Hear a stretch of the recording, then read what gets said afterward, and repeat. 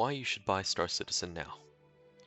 While Squadron 42, the single-player experience, is looking for a 2020 release, Star Citizen, the ambitious MMO, is far from completion, lacking full persistence and in-depth gameplay loops, leaving the average player looking for more content. However, that isn't to say you shouldn't get into Star Citizen early. As of Alpha 3.4, Star Citizen features a growing list of mission types, including both ground and ship combat missions such as protecting a target, tracking down a bounty, to investigation and delivery missions, asking you to deliver cargo from one planet to the next.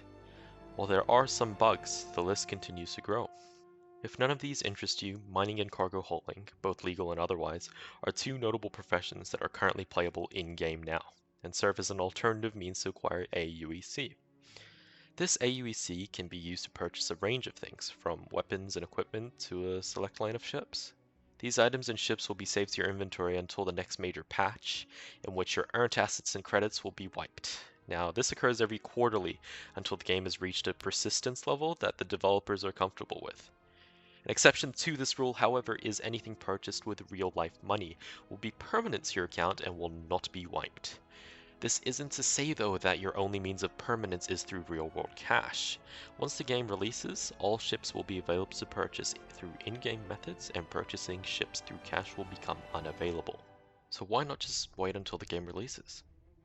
Since the opening of community pledging back in 2012, CIG have been rewarding players with random items and gear as they reach certain pledge goals.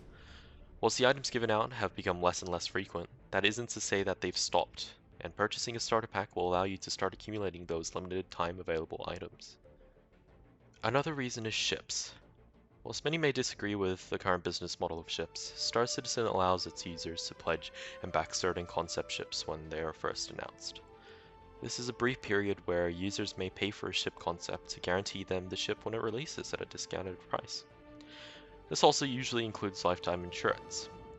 Once the ship is finally flight ready, the price tends to go up and the option for lifetime insurance disappears.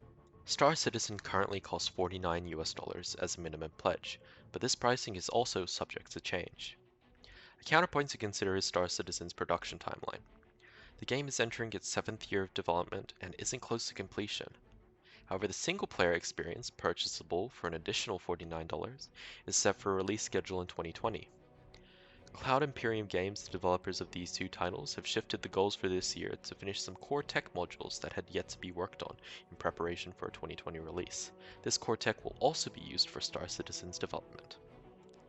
Star Citizen currently features the Work in Progress Universe module, the open world experience, the FPS module named Star Marine, where you can engage in deathmatch style combat, and the Arena Commander, the more dogfighting-esque module for players that want straight up flight combat. A forewarning though, from my personal experience playing on Australian servers, is that no one seems to be playing Star Marine or Arena Commander, so don't expect to be getting into games every day. Another smaller point to consider are things such as handles and names. For some people it might not be a problem, but for myself and a lot of my friends, choosing a name of my choice and not having to worry about if the username is taken is another reason to even consider just signing up early. Organizations, which are pretty much the guilds of other MMOs, are also subject to the same naming rules. Star Citizen is nowhere near complete, and to think that you'll have action-packed excitement the entire way through is wrong. However, if things like getting ahead of the curve or reserving your username, buying in cheaper and earlier, accumulating items, or testing the game out as it is now sounds like it might interest you, then at least just sign yourself up. Signing up is completely free, and you'll have a chance to check out what's going on the forums and to look around and see for yourself. Use the referral code on screen now to receive 5,000 free UEC when signing up, link in the description below. If you want to hear the other side of the argument, check out my other video on why not to buy Star Citizen now, coming out soon, and if you have any questions, feel free to ask. Star Citizen costs $49 million. $49 million? What?